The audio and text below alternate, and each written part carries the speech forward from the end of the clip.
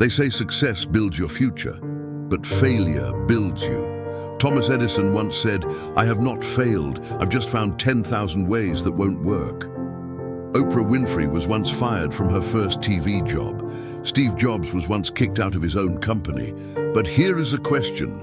Why did one of the richest men in history say thank you to the moment that almost destroyed him? Because sometimes the road to your destiny passes straight through the ruins of your biggest disappointment.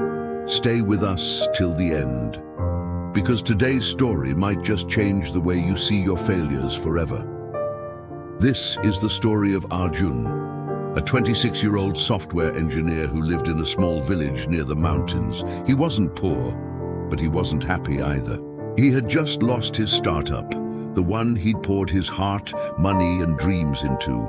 Every night Arjun stared at the stars above his roof and whispered, "Why me? I worked so hard.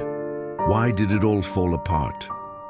One morning, unable to bear the noise of his thoughts, he decided to walk into the nearby forest, a place where silence was still pure. As Arjun sat near a stream, an old man approached, carrying a basket full of lemons. His name was Hari Babu, known in the village for his calm smile and strange stories.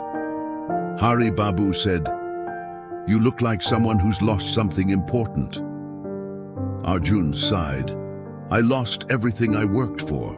My company failed. My friends moved on. I feel like a joke." The old man sat beside him, cut a lemon and said, "Do you know why I love lemons?" Arjun frowned. "Because they taste sour." The old man chuckled. "Exactly. But the same sour lemon, when added to water and a little sugar, becomes refreshing.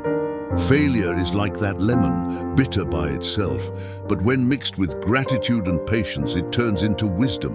Arjun didn't understand. He wanted results, not philosophy. But something about the old man's calm made him listen. Hari Babu said, "Here's my advice.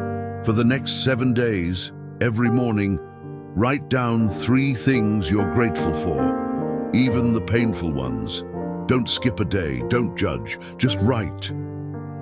Arjun hesitated but agreed. He had nothing left to lose. Day 1, he wrote, "I'm grateful I can breathe fresh air." He didn't feel it, but he wrote it anyway. Day 2, "I'm grateful I failed, because at least I had the courage to try."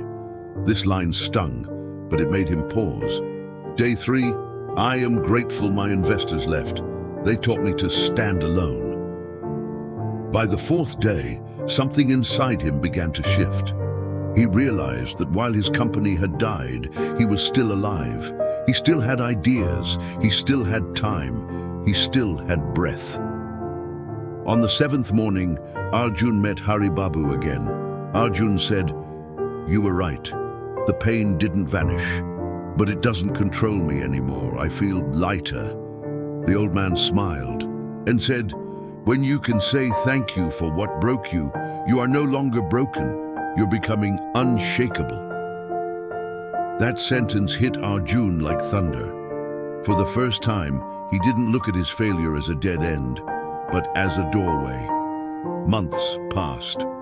Arjun started a new project, this time helping small farmers in his village use simple tech to sell their crops online. The idea wasn't big, but it was real. And when it succeeded, Arjun didn't celebrate with pride. He whispered softly to the sky, "Thank you for failing me once, so I could find what truly mattered." He later became one of the wealthiest social entrepreneurs in the region. But whenever someone asked about his success, he always said, "My biggest fortune began with my biggest failure." So what's the life lesson here? Gratitude isn't about pretending everything is fine. It's about finding meaning even when it isn't. Failures aren't full stops. They're commas in your story. They pause you, they redirect you, and if you stay open, they prepare you for the chapter that truly belongs to you. So today, try this. Write down 3 things you're grateful for, even the painful ones, and watch how your heart starts to shift from "why me" to "thank you." If this story touched you, hit the like button, share it with someone who's struggling, and subscribe to Life Coaching Tales for more stories that touch the soul. And in our next episode, we shall explore The Monk Who Forgot to Breathe, a story about patience and purpose.